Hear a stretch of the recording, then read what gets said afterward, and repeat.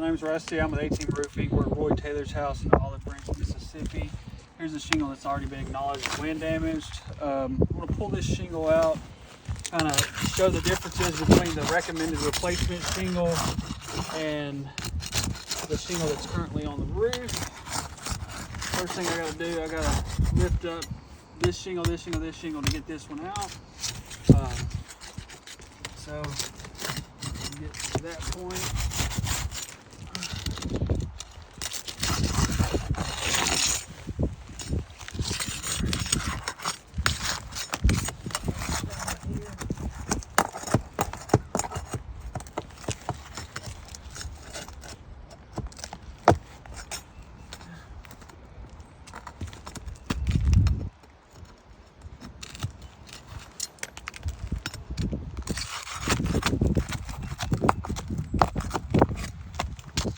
Not a matter of whether or not the shingle is repairable, which it isn't, but more or less we're trying to prove to you in this video the incompatibility of the two shingles.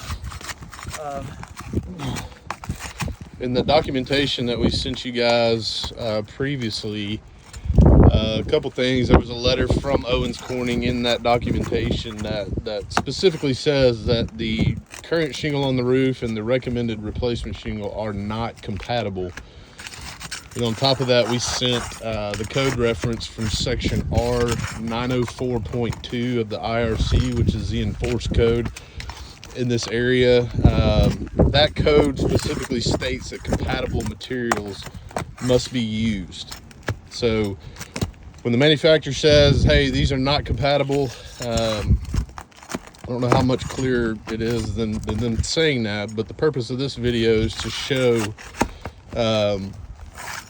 why they're not compatible. So we're going to pull this shingle out and then put the recommended replacement shingle up next to it and show you some of the compatibility issues with these shingles.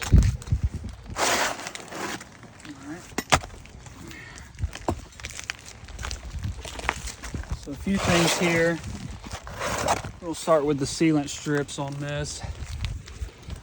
As you can see, this is the side with a double laminate here and here. You see in the middle, sealant strip here, no sealant strip here. Sealant tape here, no sealant tape here.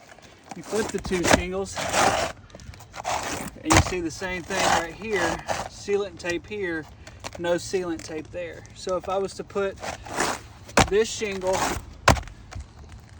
where this shingle was removed, the factory sealing wouldn't stand. It wouldn't stand to the wind because it would never seal properly, which then in case opens up a lot more issues. If we repair each shingle with the shingles that won't seal, every one of those shingles will be blown up the next significant windstorm that we have come through. So that's the biggest compatibility issue is the sealant strips not being able to seal properly. Obviously that's not a proper way to repair a roof, which is one of the main reasons they're not compatible.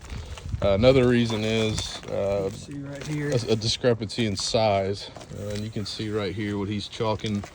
It's about an inch difference between the recommended replacement shingle and the shingle that's currently on the roof now. So sealant's a factor, length is a factor. As I said, if the shingles don't seal, the next windstorm that we have blow through, it's going to rip every shingle that we replace off. Yep. It would be null and void. It would be no reason to just replace individual shingles. So those are the main compatibility issues. The first one, which is the main one with the sealant strips, you know, we can't properly repair a roof if the shingles are not going to seal. The shingles will be blowing all over the place. Doesn't match very well. So that really concludes the video. Again, just trying to illustrate some of the documentation we've already sent into you guys, stating that the shingles are not compatible.